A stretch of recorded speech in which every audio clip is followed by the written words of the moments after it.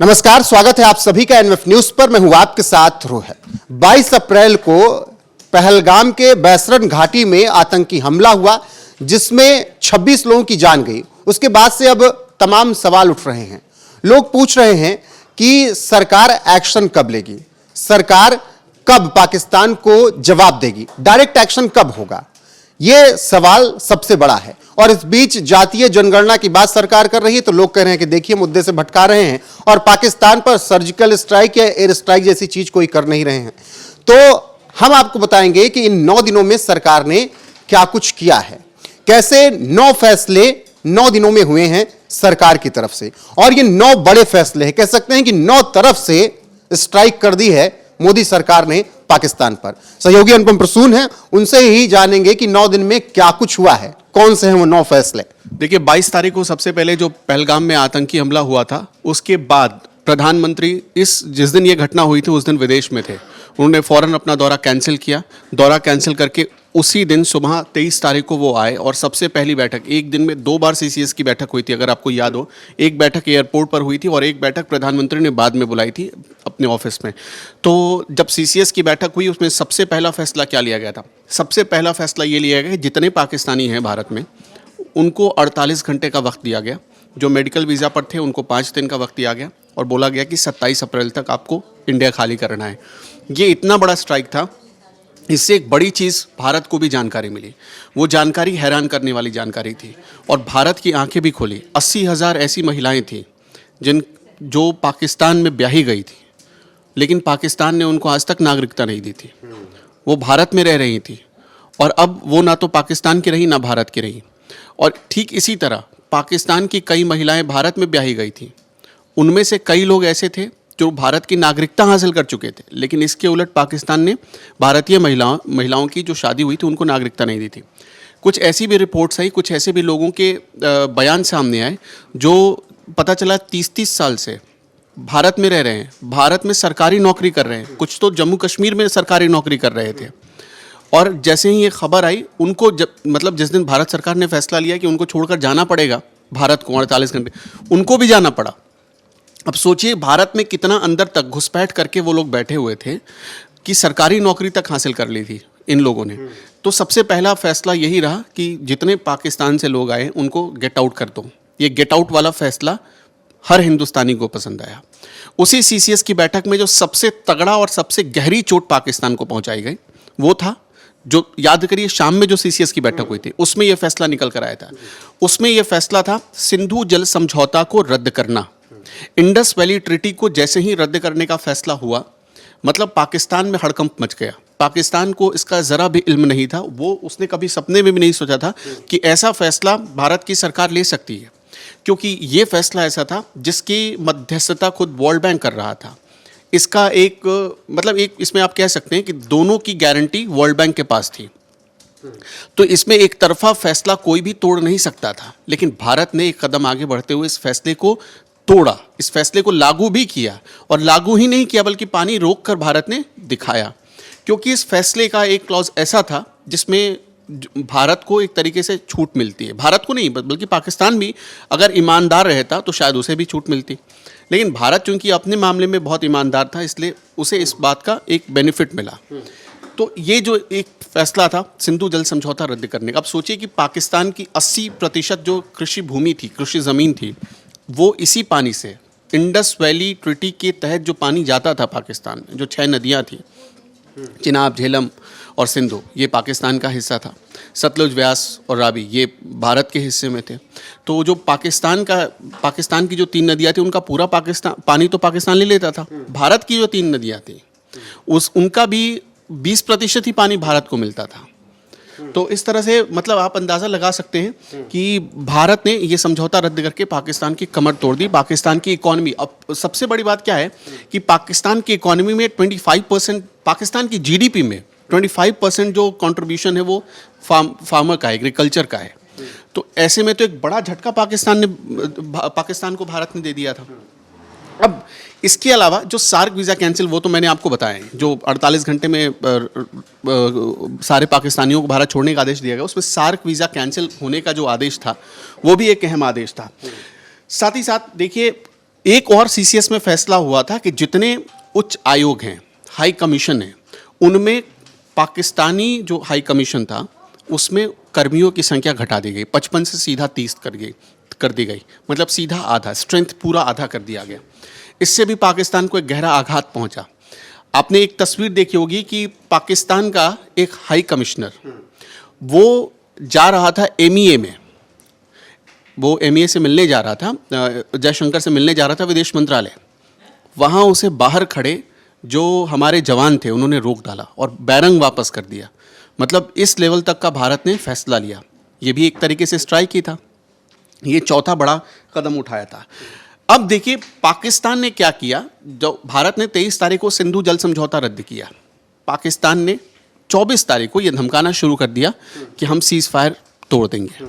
ठीक, पहली धमकी उसकी तरफ से ये आई और 24 तारीख की रात से ही उसने सीज फायर वायलेशन शुरू कर दिया। 24 तारीख से क्रॉस बॉर्डर फायरिंग होने लगी। क्रॉस बॉर्डर फायरिंग में भारत ने भी मुंह तोड़ जवाब दिया, भारत ने भी, और जवाब ऐसा वैसा नहीं दिया। अब ये सोचिए कि जितने इंटरनेशनल बॉर्डर थे उनके फॉरवर्ड पोस्ट थे, पाकिस्तान को खाली करना पड़ा, अपने झंडे उतारने पड़ गए। पहली बार इतनी दहशत पाकिस्तानी सेना में देखी गई कि भारत ने जब सीज फायर का, उसके क्रॉस फायर का जवाब दिया तो पाकिस्तान को अपनी फॉरवर्ड चौकियां छोड़नी पड़ गई। ये भी एक, आप इसको तो मान ही सकते हैं ना कि भारत की एक बड़ी जीत थी कि आप मतलब सेना को आपने पीछे धकेल दिया। पाकिस्तानी सैनिक नजर नहीं आए, बंकर जो बनाए थे ध्वस्त कर दिए गए। ये भी एक बड़ा फैसला था। एक और अहम फैसला जिसे आप सर्जिकल स्ट्राइक की तरह ही मानिए, डिजिटल स्ट्राइक। पाकिस्तान के 16 बहुत रिनॉन चैनल थे जिसमें बड़े बड़े फेस थे पाकिस्तान के, जिनसे पाकिस्तान को पहचान मिलती थी, उनको ब्लॉक कर दिया गया इंडिया में। उसका विरोध तो वहाँ खूब हो गया। सिर्फ 16 ही नहीं, ये तो 16 वो थे जो बड़े चैनल थे, वहाँ के बड़े नाम के साथ जुड़े हुए थे। इसके अलावा 100 से ज़्यादा ऐसे अकाउंट्स जो एक्स हैंडल पर चल रहे थे, एक्स पर चल रहे थे। करीब 1000 से ज़्यादा फेसबुक और इंस्टाग्राम अकाउंट। आपने एक वीडियो किया था हानिया मीर का, अब सोचिए वो भी लपेटे में आ गई। वो तो विद्रोह कर गई अपनी सेना के खिलाफ। उसने खुलकर लिख दिया कि मुनीर पाकिस्तान में करवा रहा है, इसमें हमारी क्या गलती है। उसने तो खुलकर लिख भी दिया।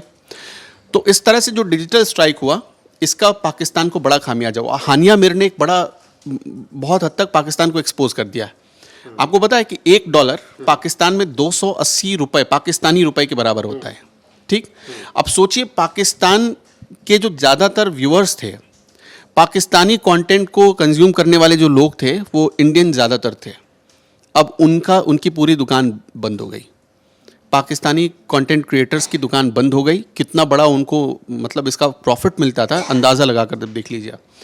पाकिस्तान में भले कोई इवेंट हो ना हो, भारत के इवेंट से, भारत के क्रिकेट इवेंट से, भारत के पॉलिटिकल इवेंट से उनकी दुकान चलती थी, पाकिस्तान में ब्लॉक हो गया, वो सब बंद कर दिया। ये भी एक बड़ा फैसला था। इसके अलावा राजनयिकों को जो देश छोड़ने का आदेश दिया गया, और फिर उसके बाद आपने देखा होगा एक फैसला ये भी हुआ था कि अगर जो तय समय सीमा दी गई है उसके भीतर कोई पाकिस्तानी नहीं छोड़ता है भारत, तो उसे भारत तभी छोड़ने दिया जाएगा जब वो हर्जाना भुगतेगा, 3 लाख रुपए या 3 साल और 3 साल की।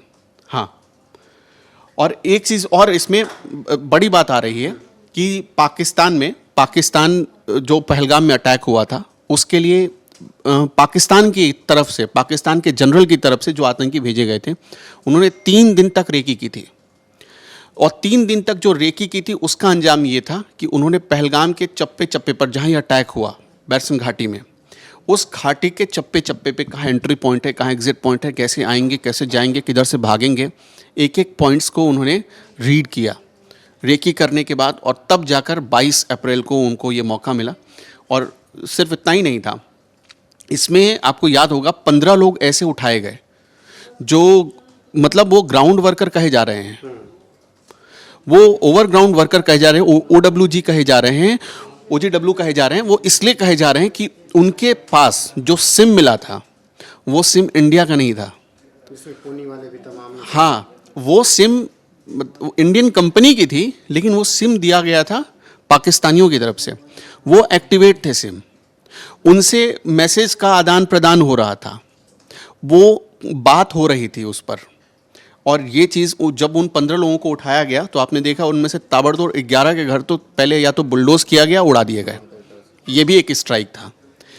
आप कह रहे हैं कि 9 दिन में 9 फैसले, मैं तो कहता हूं कि 9 दिन में 12 फैसले जो मैंने गिना दिए आपको, 9 दिन में 12 ऐसे स्ट्राइक हुए कि पाकिस्तान की कमर टूट गई। अब इसके बाद देखिए, पाकिस्तान सबसे ज़्यादा उछल रहा था किसके दम पर? उसको लगा था कि तुर्की और चीन उसकी मदद करेंगे।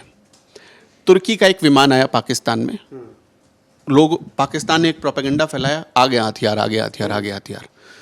भारत के डर से तुर्की इतना कांपने लगा, उसको मतलब घंटे भर भी नहीं हुआ, इस बात का खंडन करना पड़ा कि भाई साहब हमने कोई हथियार नहीं भेजा है। और तो छोड़िए, पाकिस्तान का जो हमदर्द चीन बन रहा था, उस चीन को यह कहना पड़ा कि यह आतंकी हमला है। चीन भले पाकिस्तान का साथ देता हो, लेकिन उसने तो माना ना। जो चीन पुलवामा अटैक को आतंकी हमला नहीं मान रहा था, उसने भी मान लिया कि पहलगाम में जो हमला हुआ वो आतंकी हमला था। कल रात क्या हुआ आपको पता है? कल रात पाकिस्तान के विदेश मंत्री ने अमेरिका के विदेश मंत्री को फ़ोन मिलाया था। फिर अमेरिका के विदेश मंत्री ने भारत के विदेश मंत्री को फ़ोन मिलाया, और उन पाकिस्तान के विदेश मंत्री ने, रिपोर्ट्स है अब तो सामने आ चुकी है, कहा हाँ, तो ट्वीट भी किया है ये। तो उन्होंने क्या बोला कि भाई पाकिस्तान अब रिक्वेस्ट कर रहा है, मतलब ये अमेरिका ने कहा है भारत को कि भाई रिक्वेस्ट कर रहा है, आप प्लीज़ हमला मत करिएगा। वो बड़ा डर गया है, रिक्वेस्ट कर रहा है, कह रहा है कि हम युद्ध नहीं चाहते, हमें बचा लीजिए। ये वाली बचाव वाली मुद्रा में आ गया है। जो कहते थे 4 दिन पहले एटम है हमारे पास, परमाणु मार देंगे, उनका सारा परमाणु धरा का धरा रह गया है। ठीक है, तो इस तरह से ये 13वां अटैक, भारत ने डिप्लोमेटिक तरीके से भी अटैक कर दिया। इस वक्त जो OIC के जो 57 मुस्लिम देश थे, उनमें से आधे से ज़्यादा मुस्लिम देशों ने, और उनमें से भी सबसे बड़ा, जिसे मतलब आप खलीफा कह लीजिए, सऊदी अरब, दुबई, कतर, UAE, ये सारे जो ऐसे मुल्क थे जिन्होंने इस हमले की निंदा करने के साथ साथ, मैं अभी देख रहा था कि दुबई के लोग पाकिस्तान का मजाक उड़ा रहे हैं कि कई बार ऐसा होता है, मतलब मजाक क्या कह के उड़ा रहे हैं, मैं बता देता हूं अपने दर्शकों को। लोग कहते हैं कि हर देश के, दुबई के लोग कह रहे हैं कि हर देश के पास अपनी सेना होती है, लेकिन पाकिस्तान एक ऐसा मुल्क है कि सेना के पास एक देश है। तो इस तरह से मतलब इंटरनेशनल कैसे बेइज्जती हो रही है पाकिस्तान की, वो भी सामने। अच्छा, एक बेइज्जती और सामने आई कि बिना लड़े ना एक गोली भारत ने मारी, ना एक बम छोड़ा, ना एक मिसाइल दागा, ना एक स्ट्राइक की। पाकिस्तान के 3 विमान कैसे आपस में लड़ मर गए, ये दुनिया ने देख लिया। तो ये 14वां स्ट्राइक था। दहशत इतना भर दिया कि आपस में ही सब खत्म हो जा रहे हैं। 15वां स्ट्राइक, बलूचिस्तान में एक फ्रंट खुल गया, खैबर में एक फ्रंट खुल गया, अफगान में एक फ्रंट, हाँ सिंधु में भी खुल गया, अफगान में भी तालिबान ने भी एक फ्रंट खोल दिया। आर्मी और पुलिस आमने सामने खुद है। हाँ, खैबर में तो आपने देखा ही, सिंधु में भी है और खैबर में भी है। नतीजा क्या हुआ? पाकिस्तान एक तरफ से सोच रहा था कि वो भारत को घेरेगा, 2 तरफ से, एक चीन का फ्रंट, एक पाकिस्तान का फ्रंट। अब एक और इंपॉर्टेंट बात बताता हूं आपको। बांग्लादेश में एक बड़ा आंदोलन हुआ अक्टूबर महीने में, जब वहां पे इस्कॉन के प्रमुख चिन्मय दास प्रभु की गिरफ्तारी हो गई। आपको पता है कल एक बड़ी खबर आई, उनको बेल मिल गई है। अब सोचिए, बांग्लादेश में भी इतनी जबरदस्त, जिसको ओवरहॉलिंग कहते हैं ना, भारत सरकार ने किया है कि हिंदुओं पर अत्याचार करने वाला बांग्लादेश भी अब राइट टाइम हो रहा है, जिसको कहते हैं ना कि राइट टाइम कर दिया, बांग्लादेश भी राइट टाइम। तो पाकिस्तान को ये लग रहा था कि बांग्लादेश पर भी एक फ्रंट खोल देंगे, लेकिन वो तो खुद ही एक फ्रंट पाकिस्तान के खिलाफ खोलकर बैठा है। तो अब इससे आप अंदाजा लग रहा हो, 16-17 स्ट्राइक हो गए। अब इससे ज्यादा युद्ध की क्या जरूरत पड़ेगी? जो मरा हुआ है उसको और कितना मारोगे? इसके अलावा भी एयर स्पेस बंद करने की भी स्ट्राइक की गई। देखिए रोहित, ये तो सबसे बड़ा स्ट्राइक था। ये पहले समझिए कि भारत ने जिस दिन ये फैसला लिया CCS की बैठक में कि सिंधु जल समझौता वो रद्द कर रहा है, उसी दिन आधी रात पाकिस्तान ने एक फैसला लिया कि अपना एयर स्पेस भारत के विमानों के लिए वो बंद करने जा रहा है। इससे पाकिस्तान ने दुनिया को एक मैसेज दिया कि देखो हम भारत पर एक बड़ा एक्शन लेने जा रहे हैं, लेकिन उल्टा उसे ही नुकसान हो गया। $22 मिलियन बहुत ध्यान से सुनिएगा, $22 मिलियन से ज़्यादा का नुकसान उसको हर दिन हो रहा है, सिर्फ इसलिए कि उसने भारत के एयर रूट को बंद कर दिया। अब उसके बाद क्या हुआ, भारत ने भी कल ये जवाब के तौर पर पाकिस्तान के एयर स्पेस, पाकिस्तान के जितने विमान हैं उनके लिए अपना एयर स्पेस बंद कर दिया। अब इससे क्या होगा कि पाकिस्तान जो दूरी 5 घंटे में तय करता था, अब उस दूरी के लिए उसे 8 घंटे 10 घंटे लगाने पड़ेंगे। जैसे सिंगापुर पाकिस्तान के खर्च ऊपर से बढ़ गया, और पाकिस्तान की तुलना में भारत का नुकसान आधे से भी कम है। तो इससे अब, क्योंकि भारत में, जैसे एक एग्जांपल बताता हूँ, करीब 332 ऐसी फ्लाइट्स हैं इंडिगो की जो पाकिस्तान के रूट से जाती थी, और करीब 200 ही फ्लाइट्स ऐसी हैं जो पाकिस्तान की जो भारत के रूट से जाती हैं। तो इससे आप आकलन कर सकते हैं, दोनों के रुपए में भी ज़मीन आसमान का फ़र्क है। मतलब कि करीब करीब 3 रुपये से ज़्यादा का आप मान सकते हैं। भारत का 1 रुपया पाकिस्तान में 3 रुपये के बराबर, तो 3 रुपये से भी ज़्यादा, करीब 4 रुपये आप कह सकते हैं, 4 रुपये के आसपास। तो इससे कौन ज़्यादा नुकसान में है ये दुनिया समझ गई है। और पाकिस्तान जो एक ट्रैप बनाने की कोशिश कर रहा था, भारत पर एक प्रेशर बनाने की कोशिश कर रहा था, उस ट्रैप में वो खुद ही फंस गया और ये बैकफायर कर गया उसके लिए। बिल्कुल। और पाकिस्तानी कह रहे हैं कि युद्ध मत करिए, जो पहले कह रहे थे कि परमाणु बम मार देंगे, वो कह रहे हैं कि देखिए हमें आपसे उलझना नहीं है, यूएन तक जाकर गिड़गिड़ा रहे हैं। बाकी 9 दिन में क्या कुछ हुआ है वो ये पूरी अपडेट है जो कि निकल कर सामने आई। अंदर खाने और भी बहुत कुछ हुआ है। बाकी अभी भी देश कह रहा है डायरेक्ट अटैक चाहिए। देखना होगा कि सरकार कब आगे क्या कुछ और फैसला लेती है। फिलहाल बने रहिए हमारे साथ, हर एक अपडेट आपको यहाँ पर मिलती रहेगी लगातार। नमस्कार।